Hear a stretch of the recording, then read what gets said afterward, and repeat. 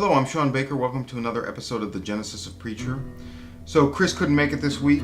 He's traveling around the western United States, but he'll be back next week for 10. So in the meantime, I'm going to handle 9 on my own. Having a lot of trouble figuring out what I want to say about 9, really.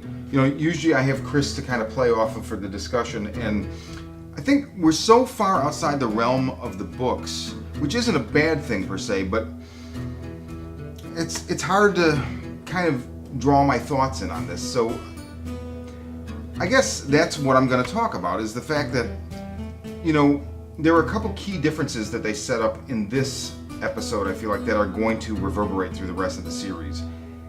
And even though they're going to the same place that the book did, I think, it's going to really radically change things. So one of those is, you know, the first scene we see Herr Starr's desk being set up, and there's a case file. There's a bunch of case files. One of them is Jesse Custer. What we learn throughout the episode is that Herr Starr doesn't know anything about Jesse Custer. In the books, Starr shows up, recruits Featherstone and Hoover. He has a conspiracy within the Grail itself, and it hinges around Jesse Custer. He knows who he is. He knows what he can do. So that is not the case here, and it's interesting. What we're going to find as the episode goes on is that Jesse Custer is going to end up being the missing puzzle piece to Herr Starr's life. And so, you know, early on we see Herr Starr out on a date at a very expensive restaurant with a very beautiful woman who is the daughter of the governor of Louisiana, if I remember correctly.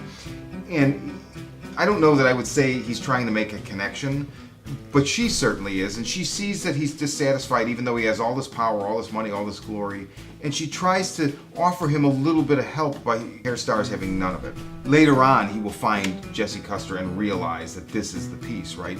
In the meantime, when we go to Jesse, Cassidy, and Tulip, their relationship, the three of them, it's a little bit wonky for me. It's different than in the books. Again, I don't want to harp on this. It's not necessarily a bad thing, but in the moment, it's making me second guess it, because I feel like there's tensions that are already involved in the three of their relationship that I'm a little bit uncomfortable with being there, because in the book, Jesse and Tulip are so inseparably in love, and to have that as the center with this maelstrom of just, you know, horrible chaos around them, with all the book is just loaded with debauchery, as is the show, but in the book, so you keep coming back to Jesse and Tulip as the constant, and then later on Ennis kind of pulls the rug out from under that, and then you get the main, I feel like, the real blood of the second part of the book and what brings it to its conclusion. It doesn't look like we're going to get that here. Now, it may be something equally great, and we'll see.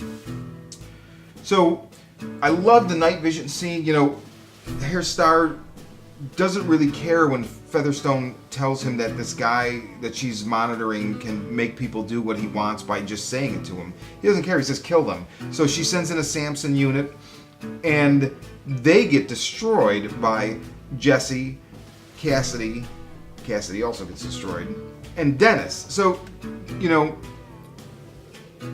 we were wondering if Cassidy was going to actually turn his son Dennis into a vampire, and I love the way they did the reveal where one of the Samson men kicks open the door, shoots Dennis in the bed, says the old man's been terminated. A few minutes later, Dennis leaps out and just attacks one of them and rips him to shreds. It was a great reveal. Now, from that, when this fails, so Featherstone and Hoover are now not in Herr Starr's good graces, and so Featherstone's able to save this at the last minute. They end up employing this Brad, which turns out to be a drone that fires a missile.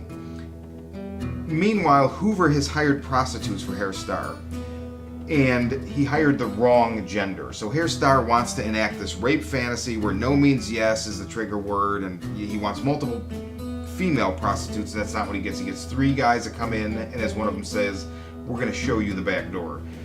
They taking turns on him, and that's the moment when he sees Jesse's file and realizes the missing piece to my puzzle.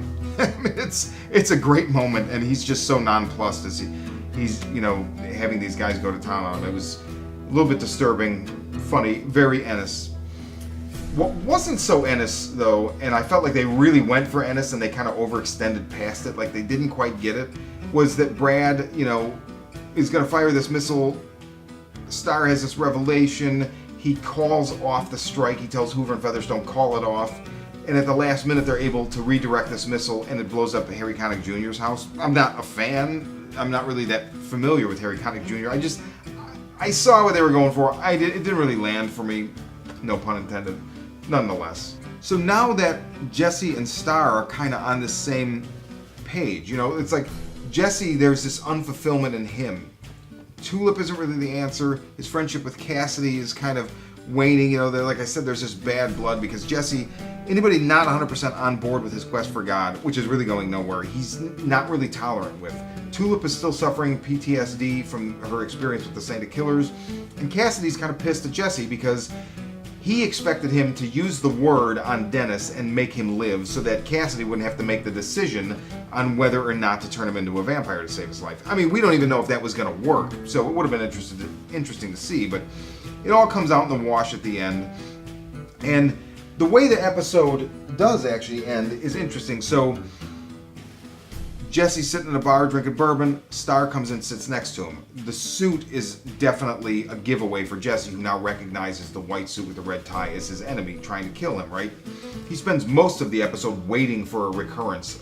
So Starr sits down, drinks some bourbon with him, and you get the feeling... Now, this could really deviate the story from this point forward. And I'm curious to see where they go with it. So... all in all, a good episode. I did like the use of misdirection as well. You know, we're waiting for Brad to show up. Jesse has all these police he's ordered to surround the building. They're checking in with him from their checkpoints. And this very fat guy with no shirt on and a weird, I think it was a Ronald Reagan mask, comes up and attacks one of the police. And I'm thinking, this is straight up Ennis. This fat guy is what's he gonna do? He's gonna rape this guy, he's gonna eat his face, something, and then it just turns out to be a drunk. Meanwhile, they have the cleaner in there cleaning up the blood from the Samson unit that these guys picked apart.